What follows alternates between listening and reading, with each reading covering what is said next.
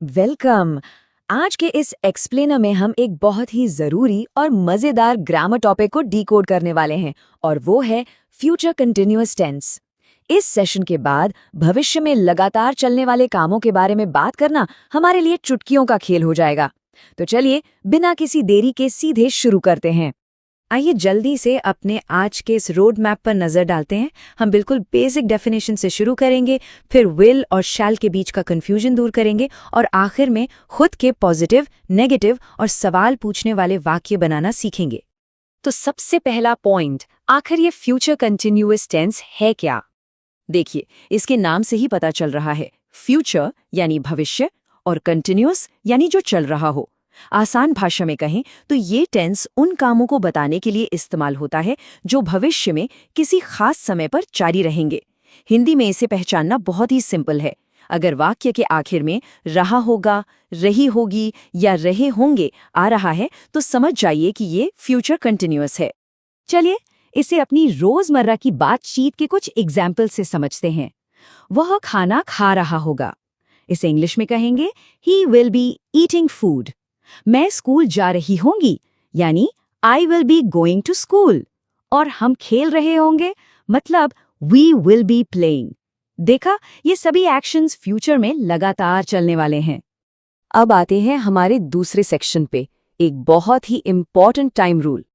अक्सर ग्रामर सीखते वक्त हम यहाँ एक गलती कर बैठते हैं। ध्यान दीजिएगा, फ्यूचर कंटिन्यूअस में हम एक नॉर्मल समय तो बता सकते हैं, लेकिन अगर हमने वाक्य में ये बता दिया कि काम कब से या कितनी देर से चल रहा होगा तो वो पूरी तरह से बदल जाता है।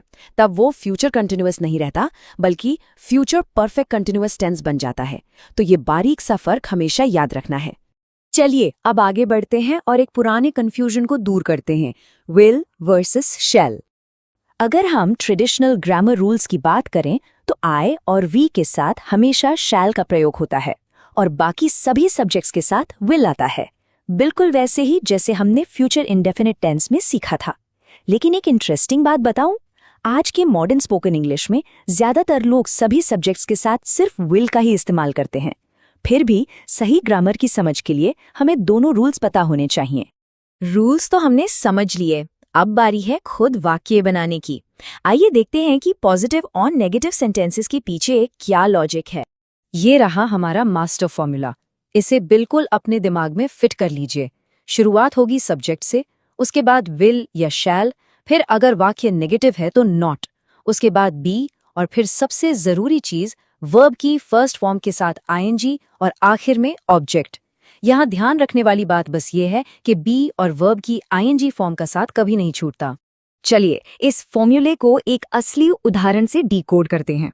मम्मी नाश्ते के लिए हमारा इंतजार कर रही होंगी। यहाँ हमारा सब्जेक्ट है मदर, इसके साथ आएगा विल बी और फिर एक्शन वर्ब वेट के साथ आईएनजी जोड़कर बन गया वेटिंग। तो पूरा वाक्य बड़ी आसानी से बन गया, mother will be waiting for us for the breakfast. अब अगर इसी में नहीं जोड़ना हो तो क्या करेंगे? बहुत सिंपल है। नेगेटिव वाक्य बनाने के लिए हमें बस हेल्पिंग वर्ब यानी विल और बी के बीच में नॉट को फिट करना है। जैसे मेरे विद्यार्थी मन लगाकर नहीं पढ़ रहे होंगे। यहाँ सब्जेक्ट माय स्टूडेंट्स के साथ विल नॉट बी आया और फिर स्टडी प्लस आईएनजी, तो सेंटेंस बना my students will not be studying wholeheartedly. अब हम सीखेंगे कि इन्हीं स्टेटमेंट्स को सवालों में कैसे बदला जाए।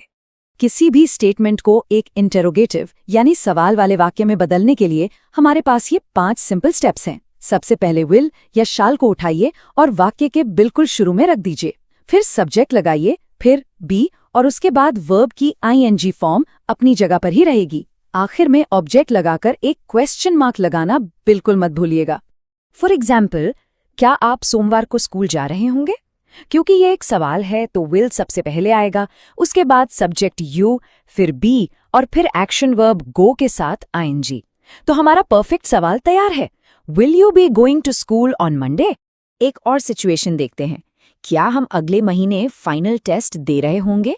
यहाँ हमारा सब्जेक्ट हम यानी वी है, इसलिए ट्रेडिशनल रूल के हिसाब से शैल सबसे आगे आएगा और वाक्य बनेगा Shall we be taking the final test next month?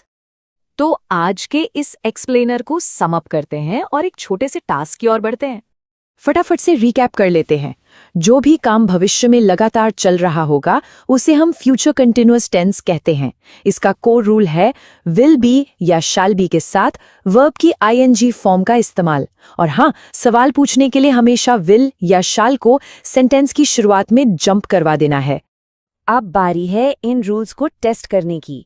इस एक्सप्लेनर के बाद एक नोटबुक लीजिए और फ्यूचर कंटिन्यूअस टेंस का इस्तेमाल करते हुए 3 नए वाक्य बनाइए, एक पॉजिटिव, एक नेगेटिव और एक इंटेरोगेटिव। इन फॉर्मूलों को खुद से आजमाना ही इसे हमेशा के लिए याद रखने का बेस्ट तरीका है। तो सोचने वाली बात यह है, क्या हम अपनी आज की ही बातचीत में इस टेंस का इस्तेमाल करना शुरू कर सकते हैं? बिल्कुल कर सकते हैं। इस एक्सप्लेनर में हमारे साथ जुड़ने के लिए बहुत बहुत धन्यवाद।